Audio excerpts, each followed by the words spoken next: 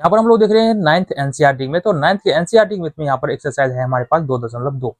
अब बेसिकली अगर प्रॉपर इस लेक्चर की बात करें, इस छोटे से वीडियो की बात करें, तो यहाँ पर हम बात करेंगे कि एक्सरसाइज 2.2 के एनसीईआरटी बुक में जो भी उदाहरण है उसके बारे में यहाँ पर हम लोग डिस्कस करने वाले हैं। देखो, इससे पहले हमने बहुत सारे प्रश्न किए हैं, इससे पहले वाले लेक्चर में ढेर सारे प्रश्न किए हैं 2.2 से रिलेटेड, जो तुम्हारे रेफरेंस बुक से आता है। उससे पहले वाले लेक्चर में हमने बात किया है कि इस चैप्टर में और चैप्टर नंबर 2.1 में जो भी कॉन्सेप्ट है उसके बारे में हमने डिटेल से बातें की। तो आओ जरा देखिए इस उदाहरण में हमारे पास क्या क्या है। इस चैप्टर के उदाहरण में कौन कौन से प्रश्न है, 4-5 प्रश्न है, जल्दी से इसको हम लोग खत्म करते हैं। ठीक है, तो पहला प्रश्न है 2 नंबर का उदाहरण है और कुल मिला के 3 प्रश्न है इसमें। तो प्रश्न क्या है, चरों के दिए गए मान पर नीचे दिए गए प्रत्येक बहुपद का मान ज्ञात करें। तो हमने क्या बताया है, हमने बताया है बहुपद का मान निकालना। बहुपद का मान क्या होता है, एक छोटा सा उदाहरण से समझो, देन हम आगे बढ़ेंगे। देखो, सपोज पी ऑफ एक्स एक बहुपद है हमारे पास, एक्स प्लस 2, ये 2 पद और 1 घात का बहुपद है। सपोज हम क्या कर रहे हैं, इस x के जगह पर 2 रख रहे हैं। ठीक है, तो 2 और 2 कितना हो जाएगा, 4। तो x के जगह पर हमने 2 रखा, तो इस बहुपद के लिए क्या बोलेंगे कि x बराबर 2 पर बहुपद का मान कितना है, 4 है। बेसिकली हमको इस प्रश्न में जो 3 प्रश्न है, तीनों प्रश्न में हमको वही करना है, जो भी मान दिया है उसको हमको x के जगह पर रखना है और उसका मान निकाल के दे देना है। और जरा देखिए प्रश्न संख्या 1 हमारा क्या है। तो पहला प्रश्न है x बराबर t पर p ऑफ x का मान ज्ञात करना है।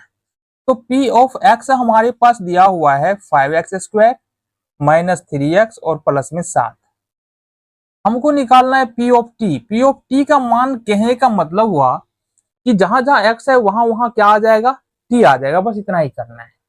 t हो जाएगा 5t² माइनस 3t और प्लस में 7, है ना।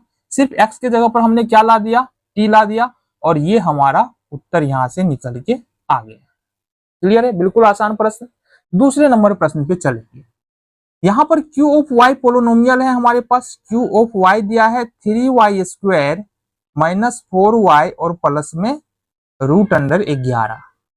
हमको y के जगह पर क्या रखना है, 2 रखना है। तो सिंपली क्या करेंगे, q ऑफ 2, और q ऑफ 2 का मतलब है कि जहां जहां y है वहां वहां 2 रखो। तो 3, और हमको पता है कि 3y का स्क्वायर है, मतलब 3 गुने y का स्क्वायर। 3 गुने y का स्क्वायर, तो y के जगह पर 2 लेना है, तो 2 का स्क्वायर। 4 गुने 2 और प्लस में √11। अब देखो यहाँ से 2 दूनी 4 दिया, कितना हो जाएगा, 12 माइनस 8 और प्लस में √11। 12 में 60 घटा देंगे, कितना होगा, 4 और प्लस में √11। और ये तुम्हारा उत्तर यहाँ से निकल के आ जाता है। बिल्कुल आसान सा प्रश्न है। अगले प्रश्न की ओर बढ़ते हैं। t बराबर a पर 4t पर power 4 minus 5t³ minus t² plus 6 का मान निकालना है। तो p ऑफ t बराबर हमारे पास यहाँ पर दिया हुआ है 4t⁴ plus 5t³ minus t² और प्लस में 6। t बराबर हमको चाहिए a पर मान, तो p ऑफ a ज्ञात करना है हमको। तो a p ऑफ a का मतलब है जहां जहां t है सिर्फ वहां वहां a कर दो। तो 4a⁴ प्लस 5a⁴ प्लस में माइनस है ना, ये माइनस माइनस रहेगा, यहाँ हो जाएगा a² और प्लस में 6। ये तुम्हारा यहाँ से उत्तर निकल के आ जाएगा। क्लियर है बात, यहाँ तक बातें क्लियर है। आगे बढ़े, आ जाओगे। जांच करें, अगला प्रश्न है चौथे नंबर का। जांच करें कीजिए, यहाँ पर एक प्रश्न अपना यहाँ से 20 से छूट रहा है, जो हम लास्ट में कर लेंगे। ठीक है, प्रश्न संख्या 3 यहाँ पर शायद छूट गया है, उसको हम लोग देख लेंगे। तो चौथे नंबर का प्रश्न है, जांच कीजिए कि -2 और 2 बहुपद x प्लस 2 का एक शून्यक है या नहीं है।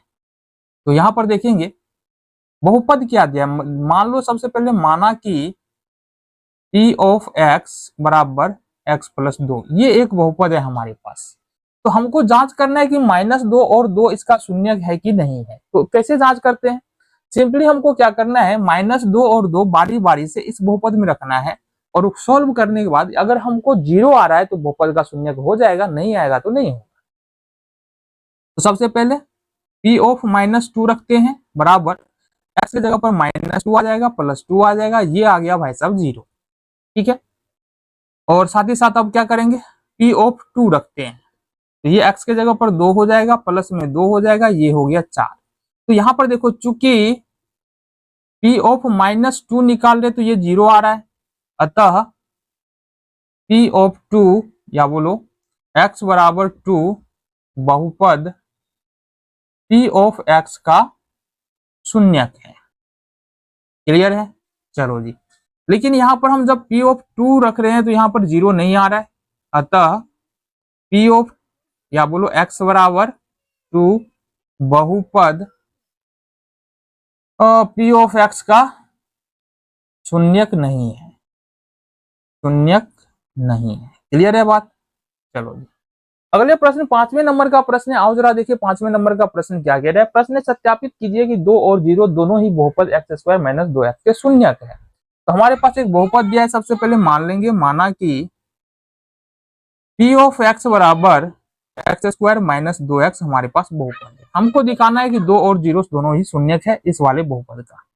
ठीक है जी, तो p ऑफ 2 बराबर यहां पर क्या कर सकते हैं, जैसे ही p ऑफ 2 किया हमने तो इसका मतलब है x के जगह पर 2 रखेंगे, 2 का स्क्वायर माइनस 2 गुने x के जगह पर फिर से 2, तो 2 दूनी कितना होगा 4 और माइनस 2 दूनी 4, कितना हो गया 0। साथ ही साथ p ऑफ 0 रखना है हमको, यहाँ x के जगह पर 0 का स्क्वायर, x के जगह पर 0 का स्क्वायर माइनस 2 और गुने फिर से x के जगह पर 0, तो ये तो 0 का स्क्वायर 0 और माइनस में 2 गुने 0 बराबर 0, ये भी आ रहा है 0। तो यहां पर देख रहे हैं पी ऑफ 2 रख रहे हैं तो 0 आ रहा है, पी ऑफ 0 रख रहे हैं तो भी 0 ही आ रहा है। इसका मतलब क्या है, इसका मतलब हम लिखेंगे अतः x बराबर 0 और x बराबर 2 बहुपद क्या है जी, x² - 2x का एक शून्यक है।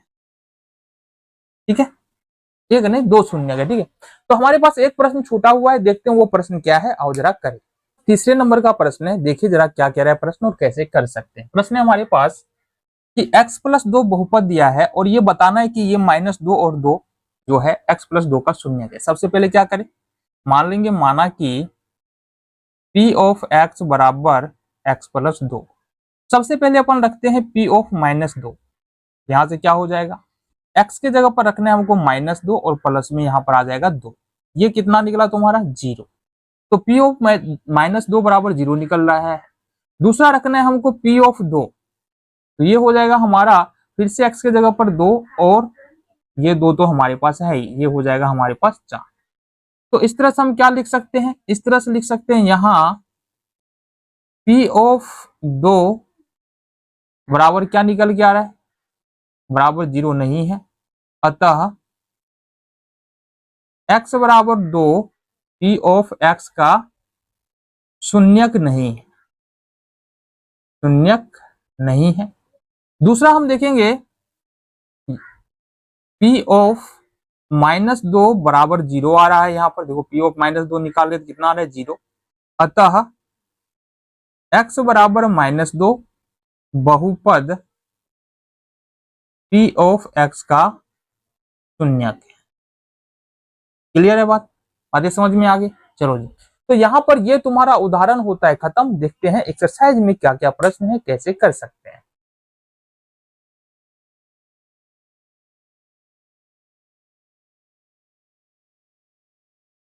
यार